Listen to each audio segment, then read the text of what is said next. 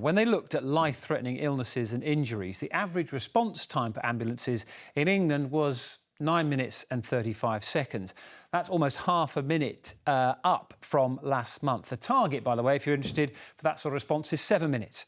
Well, in terms of accident and emergency, over 29,000 of us had to wait more than 12 hours in England in July. That figure's up 33% on the month before.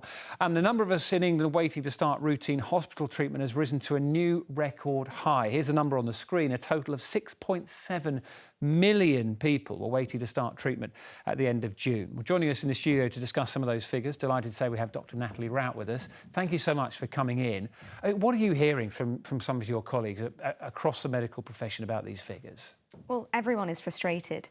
I think when your hospital waiting times are so long, that has a rebound effect on primary care, and as a GP I see that a lot in my day-to-day work, people frustrated that they can't get to their appointments. So our colleagues are frustrated, our patients are frustrated, something needs to change. And these are the longest waits since record began. We'll get to what we can maybe do about it in a moment, but why? What are the reasons behind it, do you think? Well, of course, the pandemic has had a huge impact on waiting times. A lot of patients have sort of held off contacting their GP to discuss things that have been concerning them, and so there's been a delay in things like cancer referrals as well.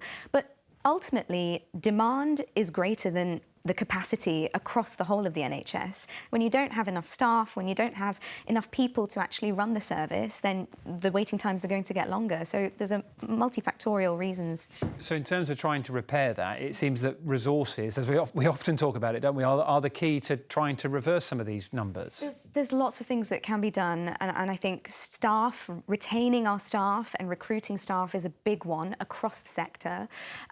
We need to sort of start cutting red tape so that we're not having to hit targets that aren't really helpful to reducing those waiting times. Already staff are working so hard. We have to show that, there is a plan in place to look after them, to look after their mental health, and to make them stay in the system. And things like promoting good public health, so encouraging vaccinations, encouraging people to, bring their children for vaccinations, all of those things help to reduce the pressure on the NHS.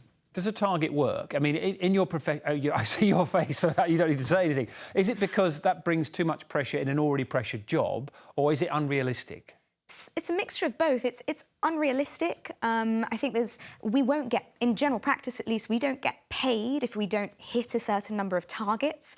And actually what we should be doing is putting emphasis on treating a patient in front of you, providing good care rather than just ticking boxes or making sure that you've filled in a form that will mean that you'll get paid so that you can then provide extra services for your patients. So it's a mixture of those things. I'd love to get some practical advice for you as well, because many people will be ringing an ambulance at some stage, and when they are waiting, what sort of things should they be thinking about generally? Because sometimes that wait will be much longer than they anticipated. That's a really tricky question to answer because it really depends on that individual case.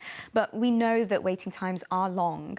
Sometimes, in some circumstances where, you're alert, you're conscious, you're breathing okay, so, we don't think that you need oxygen or something like that, I'm telling some of my patients to actually, if you can drive, if someone can drive you, then go to the hospital directly yourself. Don't wait for an ambulance if you have that option. Yeah, it can be really tricky in certain circumstances. The time you're meant to wait is 80 minutes if you're suffering from a stroke, but people are waiting on average an hour. I mean, that's the difference between life and death, isn't it? It really is. And actually, for something like a stroke, if you don't catch it within an hour, then you miss that, golden spot where you can actually help someone.